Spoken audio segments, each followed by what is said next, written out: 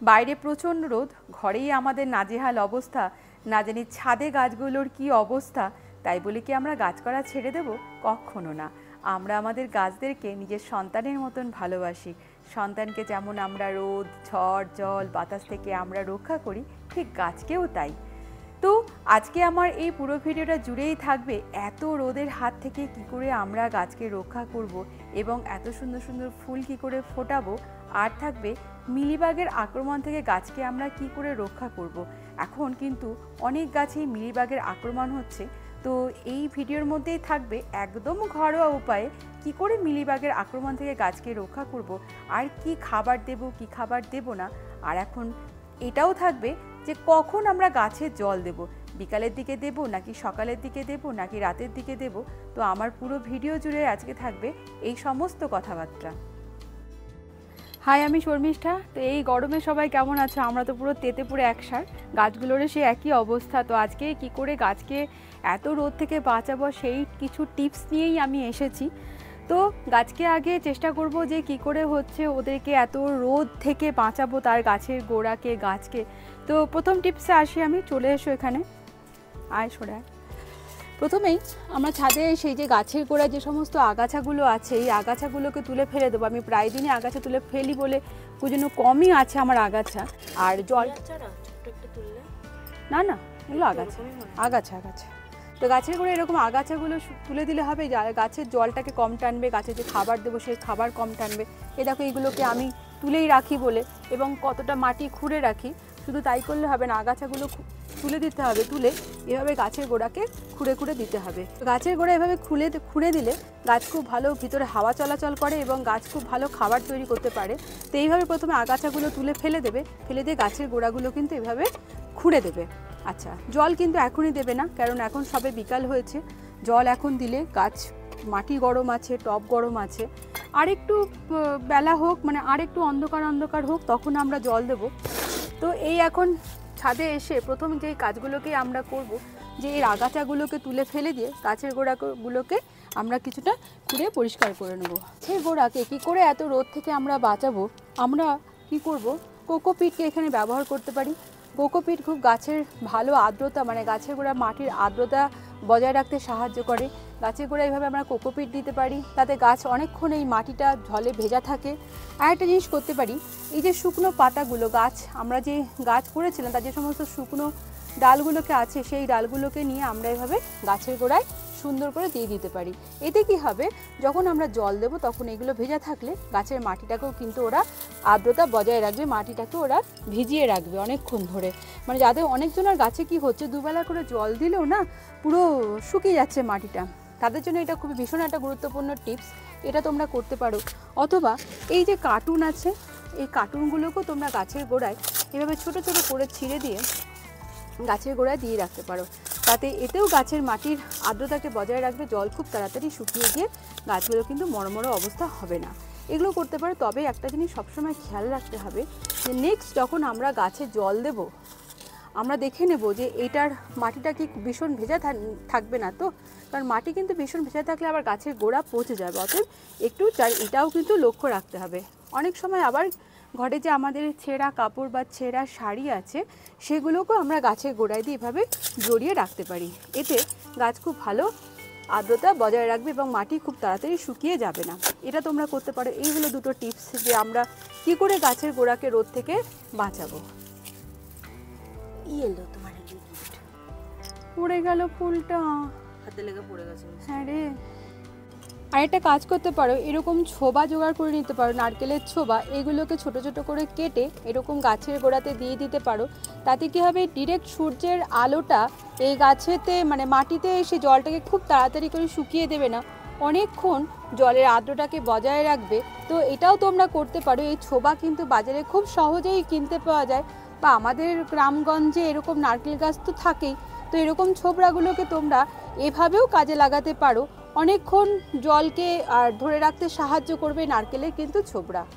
তো এবার আসি আমরা গাছের খাবারে। আমি এখন গাছে জল দেব না, আর একটু অন্ধকার অন্ধকার হোক তখন আমি গাছে জল দেব।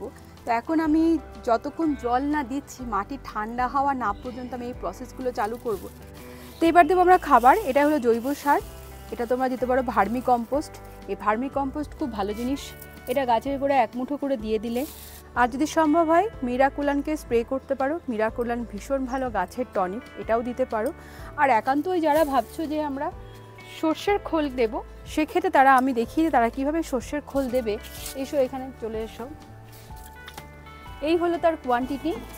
এই যে ওপর থেকে যে পাতলা জলটা আছে, সরা, এই যে ওপরে যে পাতলা জলটা আছে, এটা আমরা অল্প একটু নেব, এই 1 মগ মতন, এইটুকুনি নেব। বাকিটা আমরাই পুরো 1 বালতি ভর্তি করে জলটা দেবো। এই যে 1 বালতি ভর্তি করে জল দেবো, মানে ওইটুকুনি কোয়ান্টিটি, হালকা পাতলা লিকারের মতন একটু জল নিয়ে এটাকে আমরা গাছের গোড়ায় দেবো। অ্যাকচুয়ালি কি হয়, এই নাইট্রোজেন থাকে বলে, মানে সর্ষের খোলে নাইট্রোজেন থাকার ফলে গাছের গোড়াকে এমনি ভীষণ গরম করে দেয়। তো যারা একান্তই দিতে চাইছো তারা ভীষণ পাতলা করে চায়ের লিকারের মতন রাতের দিকে তারা কিন্তু দিতে পারো। আগে আমরা দিতাম, আমি তো অন্তত দিতাম সপ্তাহে 2 বার তো দিতাম, এটা এখন সপ্তাহে তোমরা 1 বার করেই দাও, এর থেকে বেশি দেওয়ার দরকার নেই। এই যে তাহলে 1 মগ জলে 1 মগ সর্ষের খোলে পুরো 1 বালতি ভর্তি করে জল দিলাম, এটাই হবে কোয়ান্টিটি। তো এটা তোমরা দিতে পারো। তো এই সময়তে গাছে প্রচণ্ড পরিমাণে মিলিবাগের আক্রমণ হচ্ছে। এই দেখো মিলিবাগের আক্রমণ শুরু হয়ে গেছে, তো এই মিলিবাগকেও সঙ্গে করে তাড়াতে হবে। তো মিলিবাগ হলে পুরো গাছ কিন্তু শেষ করে দেয়। তো মিলিবাগের একটা দারুণ উপকারী একটা জিনিস হচ্ছে এই যে আমাদের ঘরের যে বাসন মাজার যে ডিশওয়াশ, সেটা দিতে পারো। অথবা আমরা ঘরে যে শ্যাম্পু ব্যবহার করি, সেই শ্যাম্পুকেও তোমরা নিয়ে ব্যবহার করতে পারো। তো কীভাবে ব্যবহার করো, যাদের ঘরে এরকম স্প্রে মেশিন আছে তাদের জন্য তো ভীষণ সুবিধা। যদি যাদের ঘরে স্প্রে মেশিন নেই, তারা একটু মগের মধ্যে এটাকে গুলে নেবে। এসো আমি দেখিয়ে দিচ্ছি। এই হলো ডিশওয়াশ, তোমরা ডিশওয়াশ নিতে পারো অথবা শ্যাম্পু নিতে পারো। আমরা যে ঘরে যে রেগুলার শ্যাম্পুকে ব্যবহার করি, এর মধ্যে জলটা মিশিয়ে নিতে হবে। তো আমি এর মধ্যে জল মিশিয়ে নিচ্ছি। এই যে শ্যাম্পু আমি একটু আগে যে ডিশওয়াশটা দিলাম, এর মধ্যে আমি জল মিশিয়ে নেব। অবশ্যই বিকালবেলার মানে রাতের দিকেই দেবে, ঠান্ডা জল মিশিয়ে নেবে, গরম জল তো কখনোই নয়। অনেক সময় পাইপে গরম জল বেরায়, জল কিছুটা ফেলে দেবে, মোটর চালাবে, মোটর চালিয়ে যে ঠান্ডা জলটা উঠবে সেই ঠান্ডা জলটাই কিন্তু গাছে দেবে। তো এইভাবে নিয়ে স্প্রে করে, অবশ্যই এখন যেহেতু আমার একটু রোদ আছে, আমি যেন এখন দেব না, আমরা দেব ঠিক অন্ধকার হবে ঠিক তখন আমরা দেব। অথবা তোমরা ভোরের দিকে করে এইভাবে পুরো গাছকে ধুয়ে, এই যে পুরো গাছ যেন ধুয়ে যায়, এই যে পুরো গাছকে ধুয়ে দেবে। তো এইভাবে তোমরা দেবে। তো আরেকটা খাবার তোমরা দিতে পারো, সেটা হচ্ছে পেঁয়াজের খোসা। ভীষণ ভালো খাবার, তোমরা সর্ষের খোলের বদলে এই পেঁয়াজের খোসাকেও দিতে পারো। এটা পটাশের ভীষণ ভালো কাজ করে, পটাশ, ফসফরাস। তো এটাকে কীভাবে দেবে, আমি আমার যার কাছ থেকে সবজি কিনি তার কাছ থেকে আমি এই সবজির এই পেঁয়াজের খোসাটাকে চেয়ে নিয়ে এসেছি। সঙ্গে যদি কলার খোসা থেকে থাকে তো খুব ভালো কাজ হয়, কলার খোসারও পটাশের ভীষণ ভালো কাজ করে। তো এই দিলাম কলার খোসা, ঘরে কলার খোসা ছিল। আর এই যার একটা কলা, এগুলো ঘরে খেয়েছিলাম, মানে পেকে গেছিলো, পড়েছিল বলে এই কলা দিলাম। কলাও ভীষণ ভালো পটাশের কাজ করে।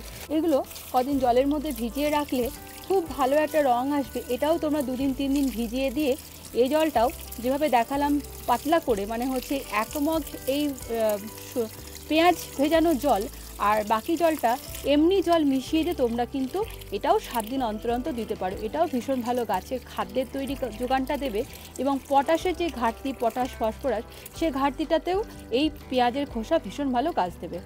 অনেকে আমরা করি কি, সবজির খোসা ভেজানো জল তৈরি করি, যেটা কিন্তু ওটাও ভীষণ ভালো একটা ফার্টিলাইজার, লিকুইড ফার্টিলাইজার হিসেবে তোমরা কাজে লাগাতে পারো। অথবা এই 7 দিন পর পচে যাওয়ার পরে, মানে 7 দিন তো না, অনেক দিনই পচতে টাইম লাগে, তারপরে এই শুকনো খোলাগুলো তুলে নিয়ে শুকিয়ে নিয়ে গাছের গোড়া দিতে পারো।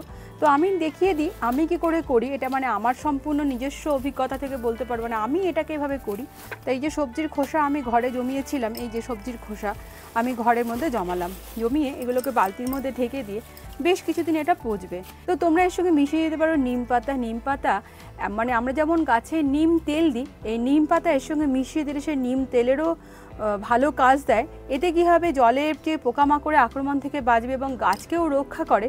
তো যখন তোমরা এই সবজির খোসাকে ভেজাবে, তখন তোমরা নিম পাতাকেও জলের মধ্যে দিয়ে ভিজিয়ে রাখবে এবং বেশ 7 দিন পরে দেখবে একটা সুন্দর পচা সর্ষে, মানে এই সবজি পচা একটা জল তৈরি হবে।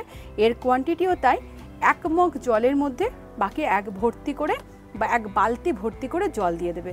তাহলে কি বললাম, সর্ষের খোল যদি দাও তাহলে সেটাও 1 মগ জলে 1 বালতি ভর্তি, যদি সবজি পচা জল দাও সেটাও 1 মগ জলে 1 বালতি ভর্তি। এইভাবে কোয়ান্টিটি 7 দিন অন্তর অন্তর এভাবে তোমরা গাছের গোড়া দিতে পারো। এটা হলো সম্পূর্ণরূপে একটা জৈব সার। এই সার দিলে গাছের কোনোই ক্ষতি হয় না। তো নিমের পাতা আমরা যদি এইভাবে সবজির খোসার মধ্যে দিয়ে রাখি তাহলে গাছের ছত্রাক যে আক্রমণ করে, মানে এই যে সবজির খোসা পচানো জল থেকে বা অনেক সময় এই সর্ষে খোসা পচানো জল থেকে গাছে এক ধরনের ছত্রাক আক্রমণ করে। এই নিমের পাতা সেই ছত্রাক আক্রমণ থেকে কিন্তু আমাদেরকে রক্ষা করে, কারণ গাছে আমরা অনেক সময় এমনি নিম তেল স্প্রে করে থাকি। এটা যদি আমরা সবজির খোসার মধ্যে ভিজিয়ে দিই সে একই কিন্তু কাজ করবে। তো আরেকটা জিনিস তোমাদেরকে দেখে গুরুত্বপূর্ণ একটা জিনিস, যেটা হলো এই দেখো আমার হচ্ছে এটা নিশি পদ্ম, কি সুন্দর তরতাজা টাটকা হয়ে আছে, দেখেই ভালো লোভ লাগছে। আর এই যে আমার একটা বেল গাছ, এরও কচি কচি পাতা। তো এই একই জল দিয়েছি, কিন্তু দেখো একটা জিনিস, এই যে বেল গাছে পাতা কিন্তু ঝিমাচ্ছে, একটু হয়তো লক্ষ্য করবে, এই দেখো পাতাগুলো হয়তো ঝিমাচ্ছে। তো ভয় পাওয়ার কোনো কারণ নেই, তাড়াহুড়ো করে কিন্তু জল দিলে এখনই হবে না। এখন যদি মানে ভাবি যে গাছটা ঝিমাচ্ছে দৌড়ে এসে গাছে আগে জল দিয়ে দিলাম, তা কিন্তু করলে হবে না। ওকে ধীরে সুস্থে ওকে টাইম দিতে হবে। একটু অন্ধকার অন্ধকার হবে, গাছের মাটি ঠান্ডা হবে, মানে গাছের গোড়া ঠান্ডা হবে, টব ঠান্ডা হবে, যেহেতু ছাদ ভীষণ এই সময় গরম হয়ে থাকছে, তো মাটি ঠান্ডা হবে, টব ঠান্ডা হবে, ঠিক তারপরে কিন্তু আমরা গাছে জল দেব এবং পুরো গাছ ভিজিয়েই এই জলগুলোকে আমি দেব। যদি আমরা হঠাৎ করে রোদের মধ্যে গাছে জলটা দিয়ে দিই তাহলে গাছের পাতাগুলো কিন্তু পুড়ে যাবে, গাছের পাতা কুঁকড়ে যাবে। অতএব ভয় পাওয়ার কোনো কারণ নেই, অত্যন্ত রোদ তো তাই গাছ কোথাও একটু হলেও ঝিমাচ্ছে। এই যে আমি কিছুদিন আগে আমার ছাদে লেবু গাছ দেখিয়েছিলাম, প্রচুর ফুল এসেছিলো, ফল এসেছিলো, এই দেখো ফল, ওইখানে ফল, ওই দিকটাতে আরও ফল এসছে, এই যে ফল আমি দেখিয়েছিলাম তোমাদেরকে। এই গাছটা যদিও অনেক কটা ঝরে গেছে, মানে আমি দুদিন বাড়িতে ছিলাম না, বাড়িতে না থাকার ফলে অনেকগুলো ফল ঝরে গেছে, এগুলো খুব ভালোভাবে আছে।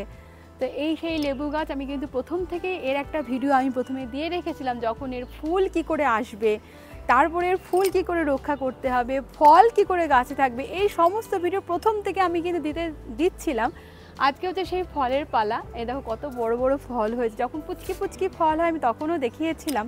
তো যখন গাছের মাটি ঠান্ডা হবে তখন এভাবে গাছের গোড়ায় আমরা জল দেব এবং পুরো গাছকে এভাবে কিন্তু আমরা স্নান করিয়ে ধুয়ে দেব। এতে গাছের যে একটা স্ট্রেস তৈরি করে সেটাকে কিন্তু রিলিফ করে। আর গাছে রাত্রেবেলা জল দেওয়া ভালো না সকালে জল দেওয়া ভালো, এই একটা ভিডিও আমার ইউটিউব চ্যানেলে দেওয়া আছে, তোমরা কিন্তু ওটা দেখে নিও অবশ্য করে, তোমাদের ভীষণ ভালো কাজে আসবে। তো আর কি, ভিডিওটা আমি আজকের মতন এখানেই শেষ করব। তো দেখা হচ্ছে নেক্সট ভিডিওতে, টাটা।